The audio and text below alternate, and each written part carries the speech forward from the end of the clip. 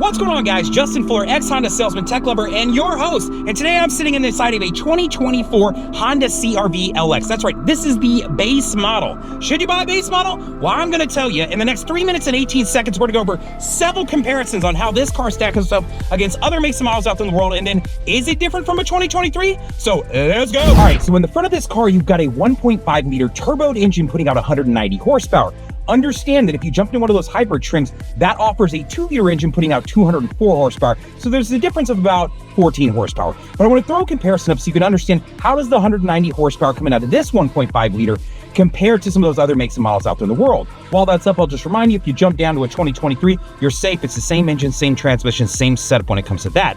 Now, as you talk about 0 to 60 times, this car goes from 0 to 60 in a blazing 8.3 seconds. Now, if you were to jump into one of those hybrid models, you get it 7.6 seconds, but let's be honest, you're not winning any drag races in this car. It's not really what it's designed for, but it does have enough pickup to get up on the speed, to jump on a highway, to do the things that you need to. But I want to throw a comparison up so you can see how does this vehicle stack up to other makes and models out there in the world when it comes to 0 to 60 times. After that, let's talk about miles per gallon. This car gets 28 in the city and 34 on the highway. Pretty decent gas mileage. You could go to an all-wheel drive model, but understand you're going to go down to, I think it's roughly 27 and 32.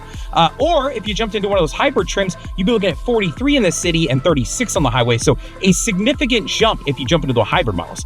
But I want to throw something up on the screen so you can understand how does the 28 in the city and 34 on the highway compare to other makes and models out in the world. While it's up, once again, 23 is the exact same, doesn't matter. You'd be safe to shop pre-owned or new. Now, when it comes to the front row, you've got 41.3 inches of leg space in the front of this vehicle. It's plenty of space. I can spread my legs. I've got tons of room in front of me, and even sitting behind me, I'm good to go. But I want to throw a comparison up so you can see how does the 41.3 inches of leg space in this car stack up against other makes and models out there in the world. Once again, 23, the exact same. Don't worry about that. You're safe. Now, when you jump into the second row, you've got 41 inches of leg space in the second row of this vehicle. I'm going to throw that comparison up on the screen so you can see how this car stacks up to other makes and models out there in the world. While that's up, I'll remind you, in a 2023, it is going to be a little bit different. I want to say it's 40.4 inches of leg space, so not huge, but it is there, so something to be aware of. Now, when it comes to cargo space, there's two different dimensions that I want to talk about. The first is with the seats folded up. That is going to be 39.2 cubic feet of cargo space. So I'm going to throw that comparison up so you see how does this car stack up against other makes and models out in the world.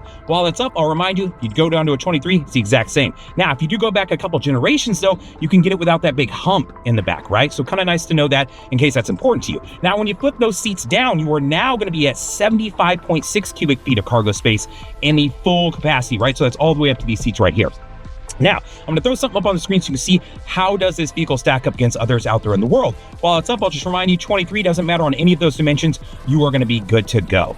Now, lastly, I want to talk to you about one other thing, and that's those trim differences that I mentioned in the full video, right? So if you were thinking, hey, I'm in the LX, but I'm considering just going up just one level, what does that look like? How much money am I going to spend, and what is that list of items I'm going to get? So I'm going to throw that up on the screen. And then secondarily, if you're thinking, hey, you know, I'm in this, but maybe I want to jump up a couple trims. I want to get into that hybrid model. I want to get extra gas mileage, but I need to know how much extra is that going to cost me, and then what is that list of items I'm going to get by spending that extra money? So take a look at that as well. Before I get out of here, I want to ask you for a couple favors. One, I hope you'll press the like button on this so you appreciate the way I'm presenting the content. Two, I hope you leave a comment. If you feel like there's something you wish I would include or talk about, please do. I had a guy mention the 0 to 60 times, and now that happens to live in most of my videos.